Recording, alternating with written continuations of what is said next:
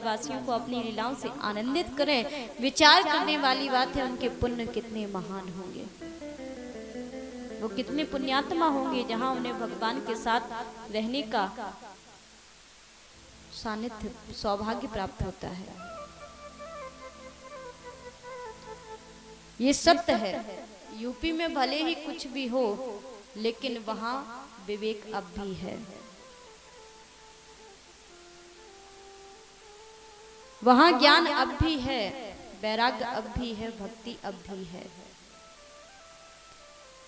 और वो हरिद्वार की भूमि जहां पर नारद जी ने जाकर के भागवत की कथा का अनुष्ठान किया है, जहां सनकादि ऋषि आकर के श्रीमद् भागवत महापुराण की कथा का सप्ताह विधि से वाचन करते हैं, अपने मुख से वहां पर भागवत की कथा को कहते हैं, तो उस कथा का प्रभाव देखिए कि जो ज्ञान और वैराग्य अपने नेत्र भी नहीं खोल रहे थे, आंख भी खोलने में असमर्थ थे, वो वहां भागवत की कथा के प्रभाव से अपने आप ही उठ करके खड़े हो जाते हैं।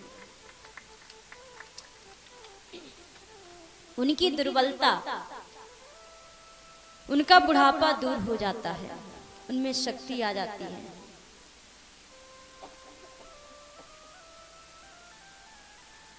और भक्ति देवी भी पूरी सभा के बीच में दिव्य विग्रह में प्रकट होकर के सबको दर्शन देती हैं।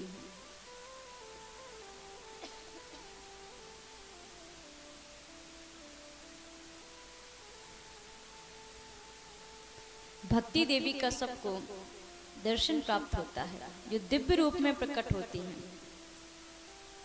कुछ लोगों को आश्चर्य होता है कि यह देवी कहां से और कैसे प्रकट होती हैं, कहां से प्रकट हुई हैं। तब विद्वानों ने कहा कि इसमें आश्चर्य की बात नहीं है, इन भक्ति देवी का प्रादुर्भाव कथा के प्रभाव से हुआ है, ये कथा के अर्थ से प्रकट हुई हैं। सबने उनको प्रणाम किया और भक्ति देवी ने सनकादि ऋषियों को प्रणाम पूर्वक ये निवेदन किया कि हे मुनिवर, अब मैं कहाँ जाऊं, आज्ञा दीजिए, क्योंकि आज भक्ति ही सभा के बीच कथा के अर्थ से निकलकर प्रकट हुई है। वहां भक्ति का प्रभाव इतना बढ़ जाता है। तब सनकादि ऋषियों ने कहा कि हे देवी, आप वैष्णवों के हृदय में वास करें। वैष्णव यानी भगवान के भक्त, और जिसके हृदय में आपका वास होगा, यानी जिसके हृदय में भक्ति होगी, भगवान के चरणों में प्रेम होगा, उनकी लीला, उनकी कथाओं के प्रति जिसकी श्रद्धा होगी, क्योंकि जब भक्ति होती है तभी श्रद्धा होती है, प्रेम होता है, और जहाँ भक्ति होती है वहाँ श्री तुलसीदास जी लिखते हैं श्री रामचरितमानस में, काले धर्म नहीं व्यापहिता ही,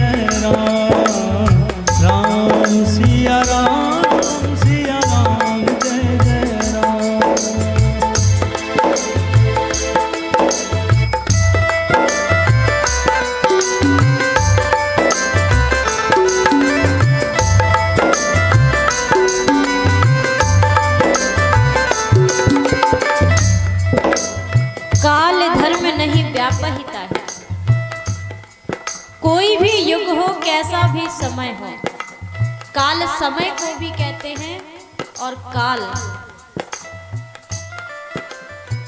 जो सबके जीवन और मरण के अधिष्ठाता हैं, स्वामी है, यमराज है, वो भी काल है। लेकिन वो काल हो या ये काल हो, किसी भी काल का प्रभाव उस व्यक्ति के ऊपर नहीं पड़ता जिसके हृदय में भगवान की भक्ति होती है, प्रेम होता है। क्योंकि भक्ति के लिए ना तो कोई समय बंधा है और ना किसी भी प्रकार का कोई बंधन है। अब लोग कहें ये तो कलयुग है, भक्ति कैसे करेंगे? जिसे करनी है वो करेगा। उसके लिए कोई युग धर्म, कोई काल धर्म बाधा नहीं बन सकता, और काल भी उसका बाल भी बांका नहीं कर सकता जिसके हृदय में भगवान का प्रेम हो, उनकी भक्ति हो। वो काल धर्म नहीं व्यापहता है, रघुपति चरण प्रीत अति जाहि। राम सिया राम जय जय राम, राम सिया राम जय जय राम। जिसके हृदय में भगवान की भक्ति होती है उसे ग्रह, भूत, प्रेत, पिशाच, यक्ष, राक्षस, डाकनी, साकरी उसके आसपास भी नहीं भटक पाते। उसको छूना तो बहुत दूर रहा, उसे देखते ही दूर से ही भाग जाते हैं, क्योंकि जहाँ भक्ति है वहाँ भगवान है, और जहाँ भगवान है तो उनके सामने तो यमराज की भी दाल नहीं गल सकती, औरों की तो कहे ही कौन।